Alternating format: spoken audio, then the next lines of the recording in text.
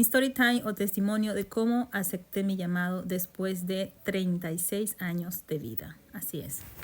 Bueno, para los que no me conocen, mi nombre es Beatriz, pero me dicen Tris. Y llevo creando contenido ya hace rato. Hoy les quiero contar cómo fue que hace apenas una semana, mientras lloraba delante de la presencia de Dios después de la palabra que Él me dio, terminé aceptando el propósito para el cual nací, Él me llamó.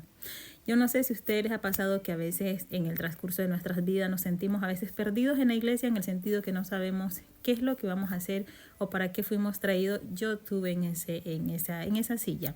Y vemos a otros que se levantan, que surgen, vemos a otros que desde muy temprana edad saben qué son o qué van a hacer, o no sé, tienen una línea muy establecida. Uno ve pastores, evangelistas, profetas, maestros, en fin. Pero yo por mucho tiempo sabía a qué se inclinaba mi corazón, pero el miedo no me dejaba aceptar y me confundía y me hacía creer a mí misma que ese no era mi propósito, ni mi llamado, ni mi ministerio. Y por muchos años me escondí porque yo lo hacía, me escondí en lo que fue el ministerio de alabanza, en lo que es adoración, danza, canto, sobre todo en esos dos, teatro. Pero, y como también es algo que yo entendí que era parte de mi vida, yo me convencí que ese era mi llamado, porque Dios en eso me usaba, en eso era que yo fluía, y no es verdad, eso es parte de mi ministerio, pero digamos que es como un ministerio secundario. La música es parte de mí, como me dijo Dios. Entonces, retomando, desde muy temprana edad yo veía que en la iglesia hablaban de los profetas y hablaban de cómo Dios los usaba y en el Antiguo Testamento, y uno creció viendo mucha gente que fue usada en el tema de la profecía, que venían a la iglesia, que daban palabra. Les cuento que yo huía de eso. Por una extraña razón en mí había un temor, un miedo que hoy en día ya lo identifiqué. Yo huía de eso, yo no quería saber nada, le tenía un terror, un pavor, y más cuando me empecé como que a leer un poquito más la Biblia, y cuando en la iglesia hablaban y predicaban sobre la vida de los profetas. O sea, me di cuenta que esta gente no tuvo vida, tuvo una vida trágica, sufrida, eran solos, perseguidos, matados. O sea, en fin, espero que TikTok no me vaya a censurar porque dije palabras. O sea, eran desvividos, en fin. Entonces yo dentro de mí era como que yo no quiero vivir esa vida así. Pero ya a esa edad, yo ya tenía una larga trayectoria con el mundo espiritual y con los sueños, que es el don que Dios me había regalado. Pero pues yo ni idea. Lejos de entender y darme cuenta de que eso era como que el anuncio o era la razón por la cual yo estaba huyéndole al ministerio de profecía. Cuando pasaron los años y yo seguía huyendo y descubrí el ministerio de alabanza, que sí, que ese fuego en mí creció y seguía. Yo dije, no, esto es lo mío, esto es lo mío. Pero yo no dejé de hacer algo, y nunca me explicaba por qué cuando hablaban del tema de los profetas había como una llama, un fuego en mí que se encendía y de una manera u otra conectaba con ese tema. Pero yo rapiditamente, yo recuerdo que una vez hicieron una actividad en la iglesia, y esta actividad consistía, no fue una actividad, fue como una especie de acto profético, y era como, no me acuerdo bien si es que fue como un congreso o estábamos en una convención. Y la cosa es que en ese momento una profeta o un profeta, es que ha pasado mucho tiempo. La cosa es que la actividad o la prédica iba de que reconociéramos cuál era como que nuestro llamado. Yo era adolescente, yo era una muchacha como de 15, 16, o sea, yo no era nada interesante, o sea, eso era como para la gente ya más experimentada. Entonces yo estaba ahí porque pues era el culto general, pero digamos yo no estaba como que muy enfocada en sí, amén, no, yo no era como que así.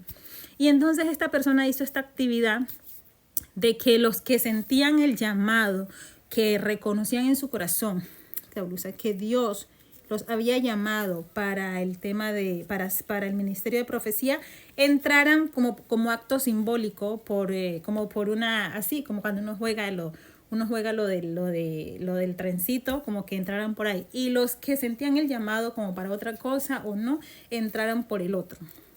Y todo el mundo, bueno, estaba la alabanza y la presencia de Dios estaba manifestando, pero toda la prédica yo conectada, a pesar de que todo lo que ella decía era como tan fuerte, porque hablaba de que los profetas son sufridos, son rechazados, nunca los quieren, que la gente siempre los tira por allá, porque el profeta de verdad trae la palabra de Dios, sea suave, sea muy pesada, sea grande, pequeña, o sea, el profeta no tiene nada que ver, sino que simplemente da la palabra. Y yo sentía algo que me atraía y me atraía y me atraía, como una cosa acá que me dominaba. Y yo cuando me vi era que yo iba rumbo a la línea de los profetas y todos estaban pasando por allá y sí, amén. Muchos se sentían orgullosos porque como si este es mi llamado, para esto Dios me llamó. Pero yo no quería, yo quería era huir de ahí, entonces yo dije, ve, ahora me meto por la de los evangelistas, no sé. Pero eso no era para mí. Y por una extraña razón, cuando yo ya me dirijo, digamos, hacia la izquierda, una fuerza sobrenatural me hizo devolver y me metí por la de los profetas. Y yo creo que más de uno se quedó como que, ¿y Beatriz qué hacía ahí? Beatriz, ¿por qué se metió ahí? Porque para empezar, a mí todo el mundo me conoce con la música. Obvio, ahí fue que yo me escondí todos estos años. Todo el mundo me conoce con la danza, el canto y en eso me he movido. Y el Señor me ha respaldado porque eso es parte de mi ministerio. Pero yo misma, después que ya salí, yo me quedé como que, ¿qué pasó? ¿Por qué me metí por allá? O sea, el mismo espíritu me arrastró y me dijo, usted no va, ese no es su ministerio. Y yo misma quedé como confundida, yo me quedé como que, y yo estaba como que súper agitada. Listo, eso quedó ahí, lo dejé ahí y yo seguí trabajando en el ministerio de danza. Los años pasaron y luego el tema de los sueños se hizo más intenso, luego empecé a tener más conocimiento de lo que era el mundo espiritual. Y ya se empezaron como a asomar esas palabras como que Dios te manda a decir, que sí eres una profeta, que no huyas de tu llamado. Y yo como que lero, no escucho nada.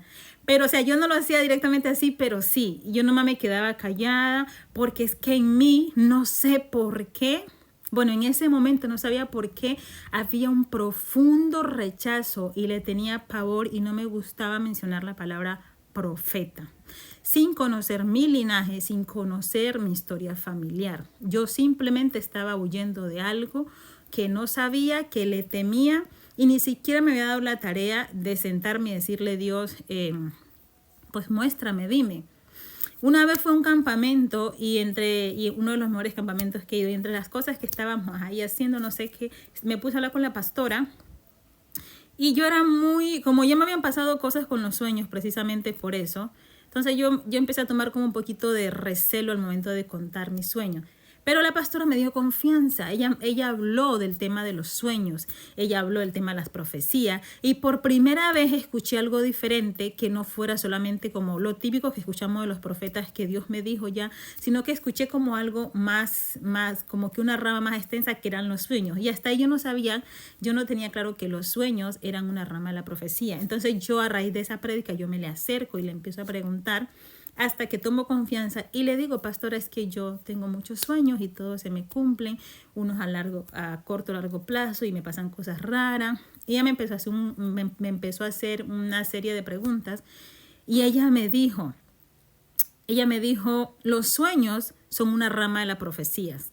Me dijo, usted tiene don de sueño. Y yo me quedé, don de sueño, nunca me habían hablado de eso.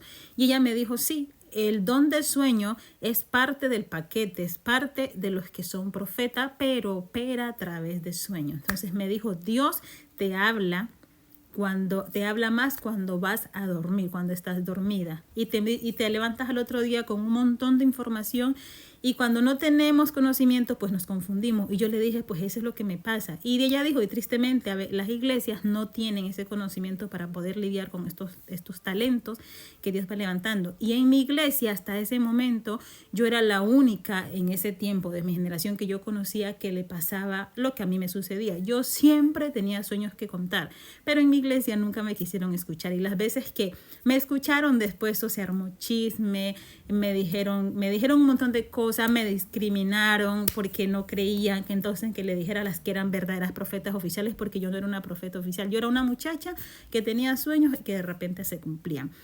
Vamos a seguirlo ampliando. Ya se me acabó el tiempo, pero voy a subirme. Pensé que 10 minutos me iba a ser suficiente, pero les voy a subir el resto